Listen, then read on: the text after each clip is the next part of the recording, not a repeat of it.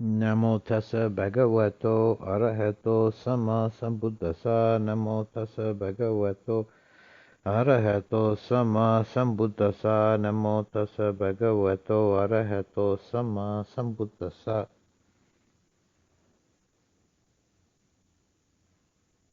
So in a very few days, we're going to be convening the North American Abbots meeting here, and senior monks from 6 monasteries in Canada and USA will be assembled here at Arrow River for most of a week. So that's kind of exciting, and it's something new for us. So I thought I'd give my Dhamma Desana this evening about Sanga and the meaning and importance of Sanga as part of the Buddhist dispensation.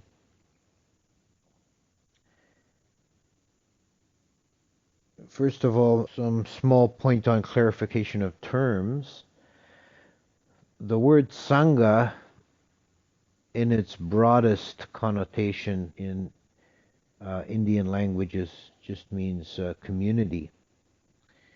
But it has acquired specialized meaning in Pali and in the Buddhist religion as meaning the community of those who have taken the going forth and the acceptance, what we call an ordination in English.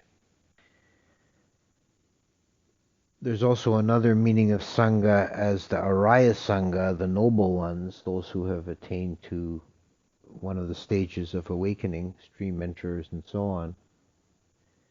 And of course, there's some overlap between these two. And there's also a broader, very broad use of Sangha, which the Buddha mentions a few times, the fourfold Sangha, which is the bhikkhus, bhikkhunis, laymen followers, and lay women followers, so including a lay community as well. But that's a rather generalized use of it.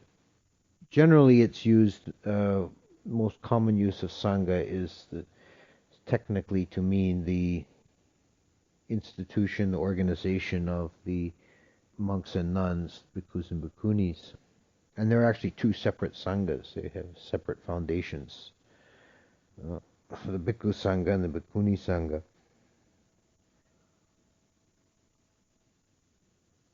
There's a very good possibility that the bhikkhu sangha is the oldest continuous organized, institutionalized human society currently extant. There are some religions that are older, but they don't have this institutional continuity and structure.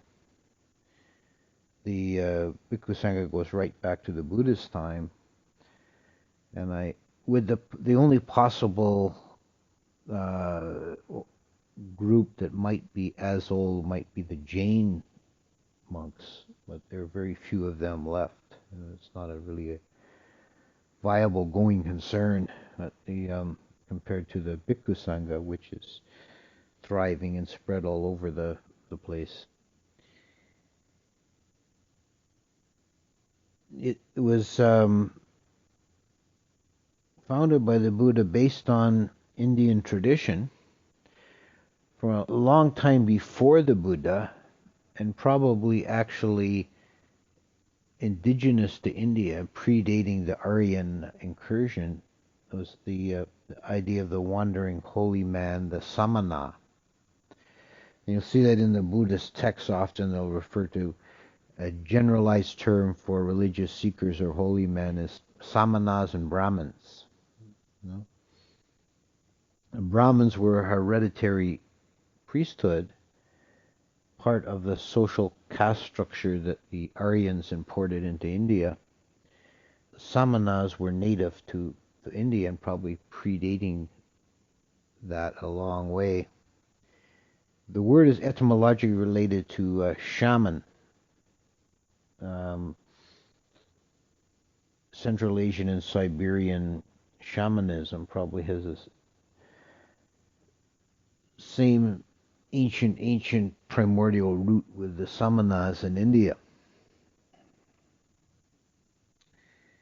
And by the Buddhist time, there were many of these Samanas, and some of them were, you might say, like freelancers or independent agents, but others belonged to various sects and groups that had their own philosophies and traditions and rules and so on.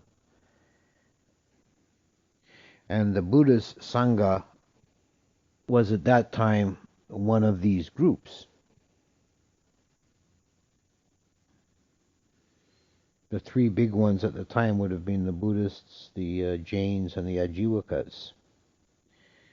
And the Buddhists are the only ones that prospered and survived until later times in a large way.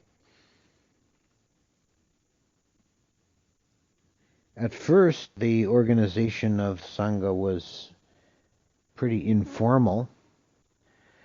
The very beginning of it was at the Buddha's first sermon, the turning of the wheel of the Dhamma, and he had the 5 ascetics that had been his companions in his wanderings earlier who listened to the sermon, and one of them attained stream entry at the time.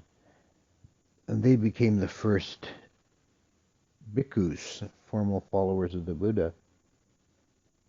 And for the first many years of the Buddha's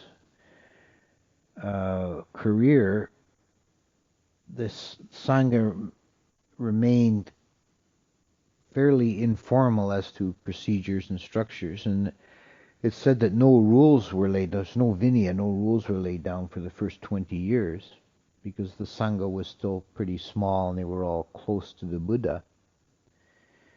And they all behaved themselves well. Most of them attained to at least stream entry, so there was no need for rules. And the ordination ceremony at first was very simple. It's called the Ehi Bhikkhu ordination. The Buddha would just say to a person who would ask for ordination, Ehi Bhikkhu, come here Bhikkhu, and that was enough. That was the whole ceremony. And the commentary adds a kind of charming touch that he would say Ehi Bhikkhu, and miraculously their head would be shaved and they'd be clad in robes, like poof.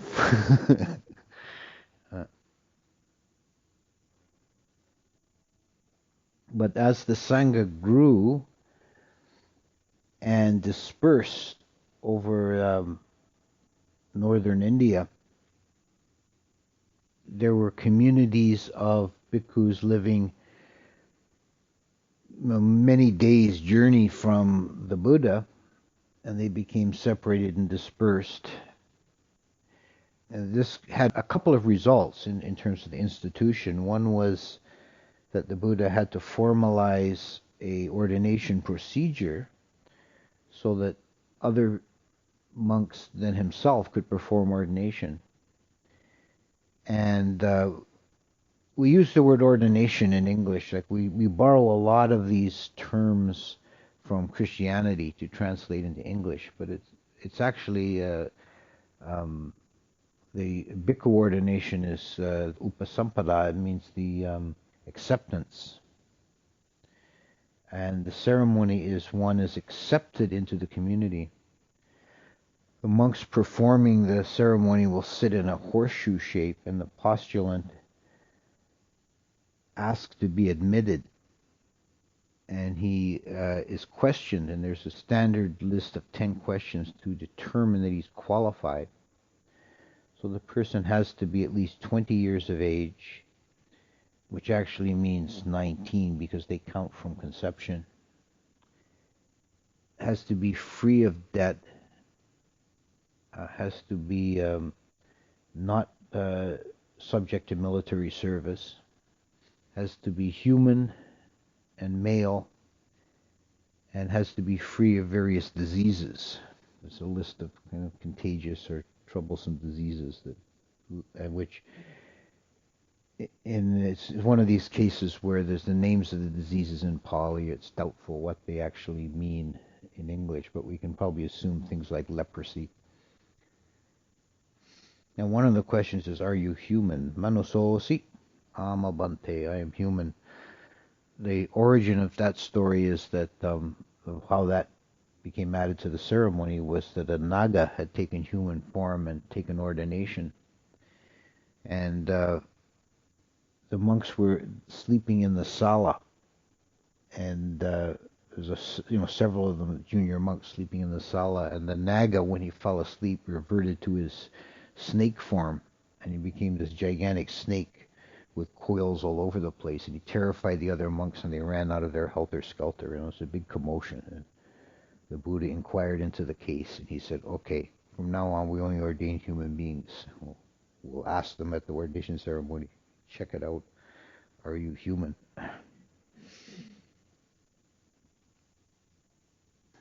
And then at some later point, the Buddha established a women's order, the Bhikkhuni Sanga. So it had a separate foundation. It wasn't established at the same time. So it has its own traditions, its own rules, its own lineage. The rules for the Sangha, uh, the Vinaya, comprises the whole of the Vinaya comprises several books, but the essence of the rules is contained in what's called the Patimokkha, which is just a bare statement of the main 227 rules. And they were not established by the Buddha arbitrarily all at once. It wasn't like he sat down and wrote a code of laws. They were promulgated one by one ad hoc as cases arose. Somebody would do something inappropriate, and the Buddha would say, that's not to be done anymore, and he would formulate a rule. And the rules were changing and developing during his lifetime. Several of the rules were amended during the Buddha's lifetime. For example, one that you maybe have some familiarity with is the rule about monks not being allowed to eat after noon. It was found that some monks took poorly to this. In terms of health, and they became weak, and they needed some kind of we would probably in modern understanding say, their blood sugar was getting low. And so the Buddha made an allowance to the rule, which meant that, a modification that I allow all monks these 5 tonics. So that's where we get the allowables. The Buddha allowed monks to have like sugar and honey and so on in the afternoon. And beyond the bare statement of the rules, in the Vinaya texts goes into particularly the major rules. There'd be like pages and pages of discussion about the rule in terms of doubtful cases and definition of terms and um, so on. And it reads very much like a law book. If you've ever poked your nose into law books, you see how the statute is written, and then the terms are defined, and there may be some discussion of cases and gray areas and precedents and so on. It's the same. Vinaya texts read very much like that.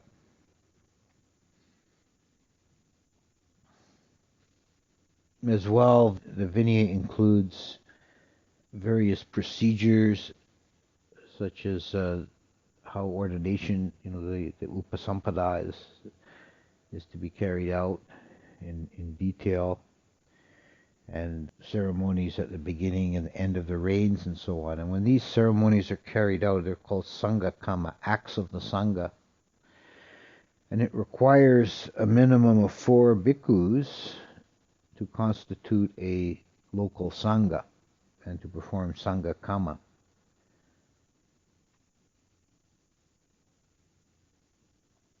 In terms of livelihood or economic structure, the Buddha established it in such a way that the Bhikkhu Sangha is entirely dependent on the laity.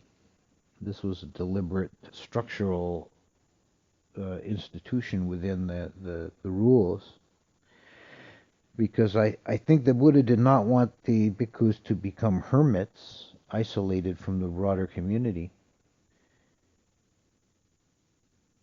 So the bhikkhus are not allowed by their rules to cook their own food, in terms of that they're not allowed to receive raw grain or raw meat. They're not allowed to store food. That's a critical one.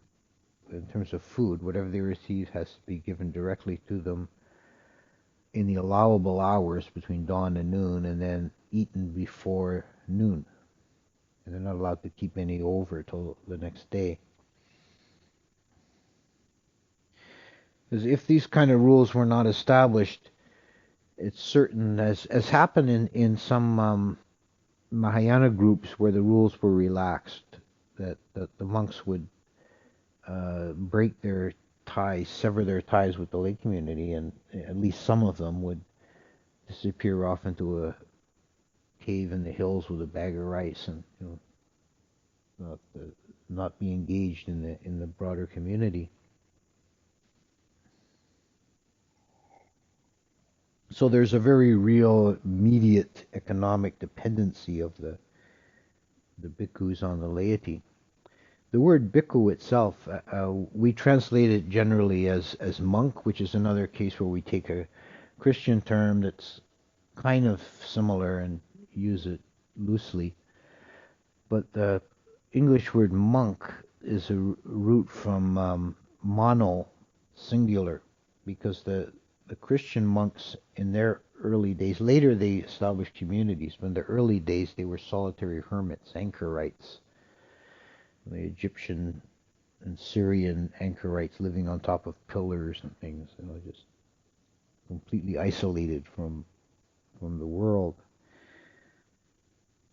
Bhikkhu means beggar, actually. It's from the root meaning a lump of rice, which is what like a begging samana would receive, a lump of rice. So one who eats lumps of rice, or that alms food, is a bhikkhu.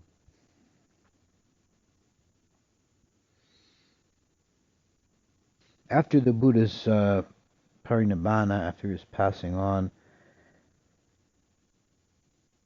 the bhikkhus under the leadership of Mahakassapa held the first council. And the first council was 500 arahants, and they met within a year of the Buddha's death, and they agreed amongst themselves on the sutta and vinaya to be preserved. Ananda, the Buddha's attendant, was an important part of that process, because he had heard all the Buddha's sermons. And there's also a important incident. While the Buddha was still alive, he once told Ananda, after I'm gone, the monks, if they so choose, can dispense with the minor and lesser rules. And at the first council, when Ananda brought this up, the monks asked him, well, did you ask the Buddha which rules are to be called minor and lesser? And he says, oh no, I didn't think of that. So after some discussion, the council said, well, since we don't have a clear definition of what's minor and lesser, we don't want later generations to say we were becoming lax immediately after the Buddha's death. We'll make all the rules must remain. We'll keep all the rules. So the Vinaya was then, as it were, set in stone. It's fixed. The Vinaya cannot be amended. There's no mechanism or structure or anyone with authority to amend, change, or add to or delete from the Vinaya rules. They remain fixed until at least the next Buddha arrives. They're codified.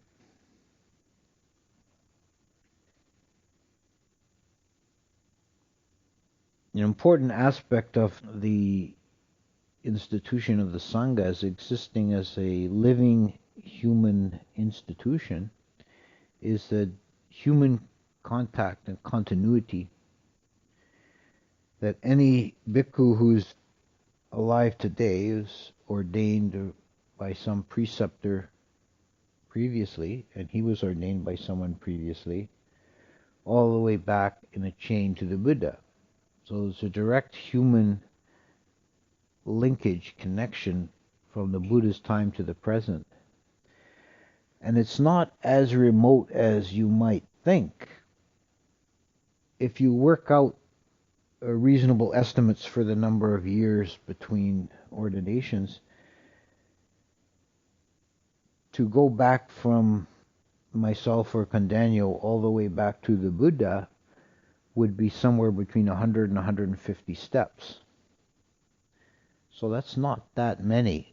And if you could assemble that many people into a medium-sized hall, you couldn't fit them in this room, but you could get them in a medium-sized hall. It wouldn't look like that many individuals. So there's a very direct human connection, right back to the time of the Buddha.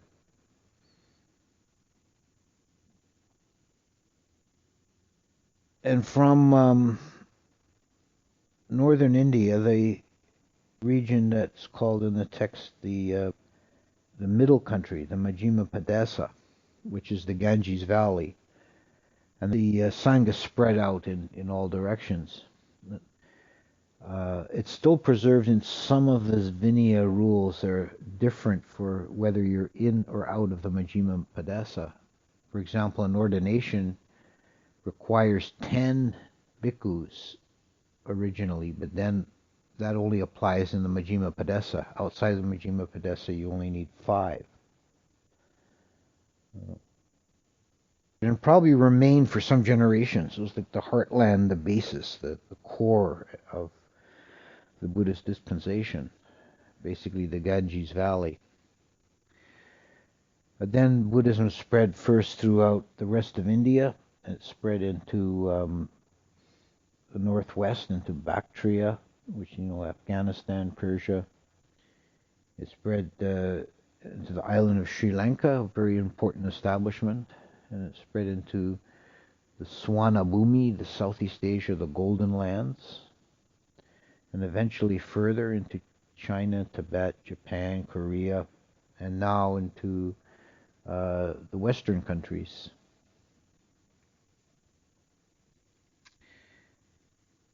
And everywhere there was this continuity, but there was also a divergence. Buddhism split into various sects and divisions. Already 100 years after the Buddhist time was the Second Council. And the Second Council was, in the end, a failure, because the Bhikkhu Sangha had spread far and wide throughout India by that time.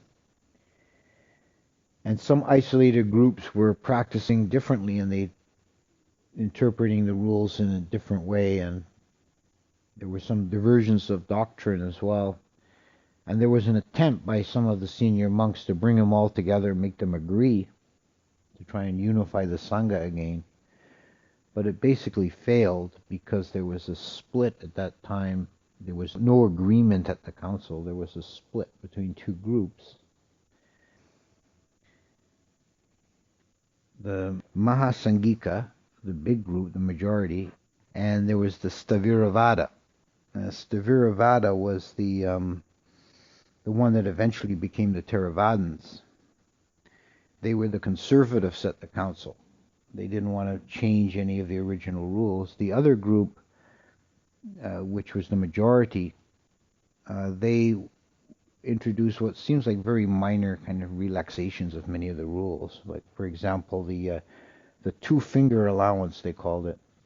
The monks are only supposed to eat until noon, which was defined as you have a stick in the ground, and when the shadow moves from the north to the south, then once it crosses the midpoint, then that's noon. But they said, well, we can go 2 fingers, the shadow can go 2 fingers widths past this midpoint, and we're still allowed to eat. So they made up a number of like these relaxations. And the conservative monks wouldn't hear of it. You know? And in the generations following, they split further into 18 different schools. And later yet, the Mahayana arose and began, a whole new kind of reform movement and introduced some very radically new ideas and doctrines, practices. So Buddhism was already split into various factions and groups before it really spread much out of India. The Theravada was established quite firmly in Sri Lanka. That was the original home of Theravada was South India and the island of Lanka. So when Buddhism decayed and diminished in India and finally was finished off by the Muslims, it was already in a pretty parlous state by that time, but it was finished off by the Muslims about 1000 AD. The Turks came in. It survived in Sri Lanka and had the most original conservative school. The Theravada and the Theravada survived in Sri Lanka, and from there spread into Southeast Asia, Burma, Thailand, Cambodia.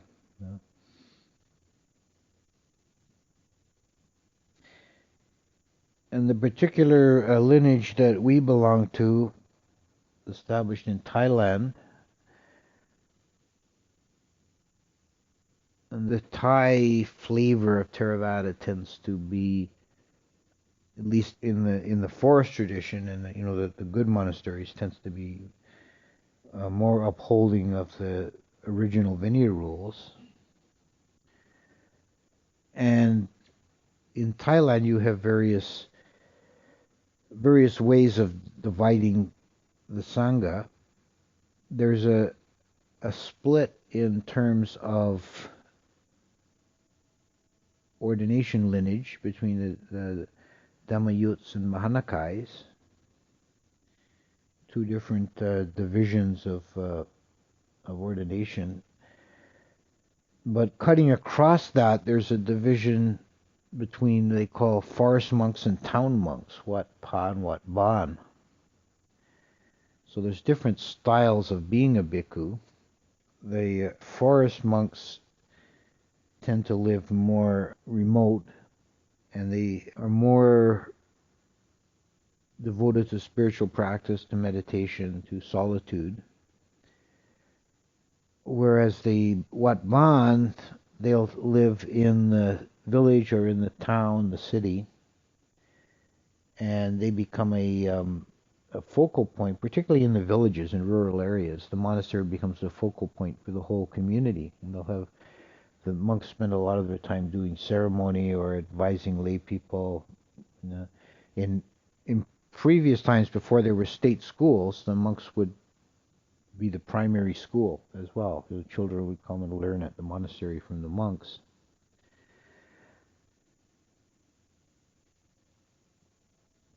So they're much more socially engaged and integrated with the community, but they don't have time or inclination to practice meditation as much. So there's this division of vocation between forest monks and town monks.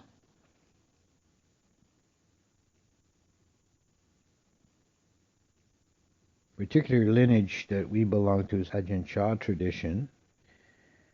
Ajahn Chah was a forest monk of the Mahanakai in the northeast of Thailand, Ubon. Most of the serious forest monk lineages come out of northeast Thailand.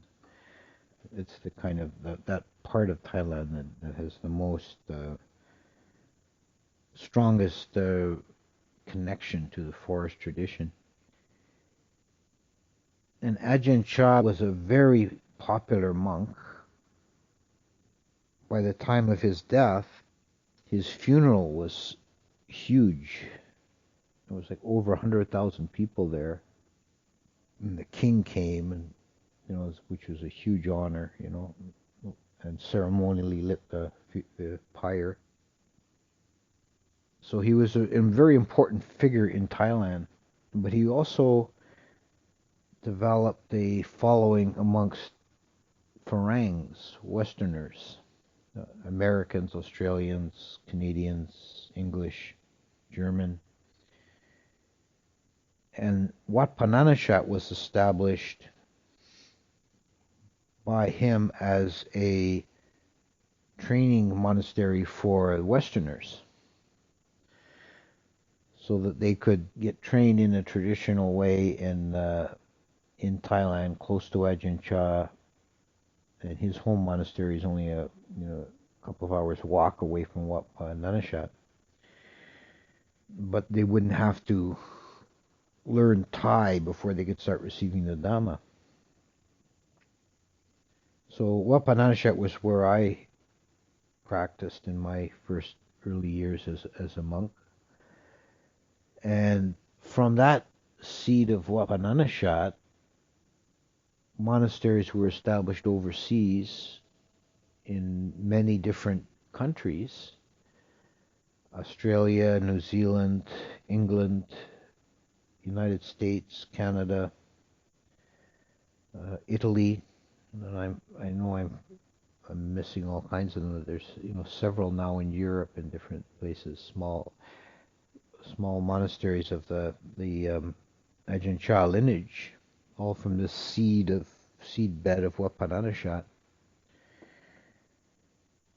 And now we have in North America, we have 6 monasteries between the Canada and U.S., 3 in Canada, 3 in U.S.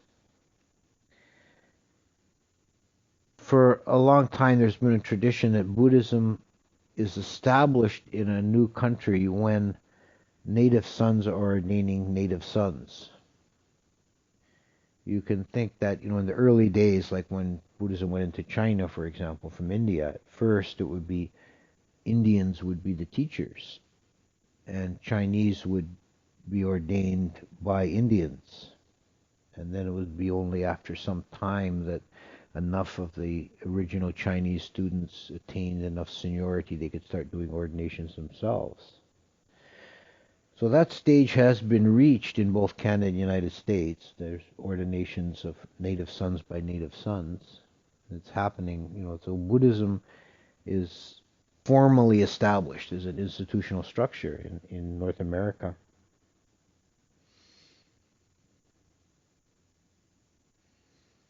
And it seems to be doing well as as an institution. There's still young men coming forth to ordain. It's still